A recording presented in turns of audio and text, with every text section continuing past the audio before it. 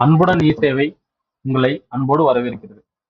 இன்றைக்கு நாம ஓபிசி சான்றிதழ் விண்ணப்பிக்க தேவைப்படும் ஆவணங்கள் குறித்து பார்க்க போறோம்.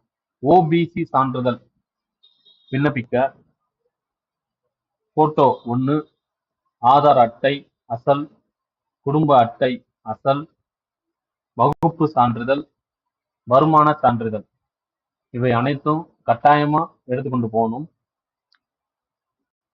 குடும்ப உறுப்பினர்கள்ல அரசு பணியில் யாரேனும் இருந்திருந்தாங்கன்னா அவர்களுடைய முந்தைய மாத சம்பள ரசீது கட்டாயமா இணைக்கணும். அவர்களுக்கு வருமான சான்றிதழ் தேவை கிடையாது. ஓபிசி சான்றிதழ் விண்ணப்பம் ஏற்றுக்கொள்ளப்பட்ட நாளிலிருந்து அந்த நிதியாண்டின் கடைசி நாளான மார்ச் 31 வரை மட்டுமே செல்லுபடியாகும். விண்ணப்பிக்க தகுதியுடைய நபர்கள் யார் யார் அப்படின்னு பார்த்தீங்கன்னா, பிசி கம்யூனிட்டிஸ், அதாவது பிற்படுத்தப்பட்ட மக்கள்.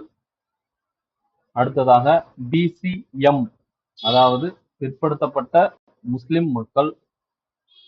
அடுத்ததாக எம்பிசி, மிகவும் பிற்படுத்தப்பட்ட மக்கள். அடுத்ததாக டிஎன்சி அல்லது டிஎன்டி, சீர் மரபினர். இந்த வகுப்பு உடைய மக்கள் அனைவரும் ஓபிசி பெற தகுதியுடைய நபர்களாக. ஓபிசி பிரிவில் வராத BC, BCM, MBC, DNC or DNT பிரிவு மக்களுக்கு என்று இடபிள்யூஎஸ், அதாவது எக்கனாமிக்கலி வீக்கர் செக்ஷன் என்ற சான்றிதழ் தனியாக உள்ளது. அந்த சான்றிதழ் விண்ணப்பிப்பது குறித்தும் தேவையான ஆவணங்கள் குறித்தும் மற்றொரு வீடியோவில் உங்களுக்கு தெளிவாக எடுத்துரைக்கின்றேன்.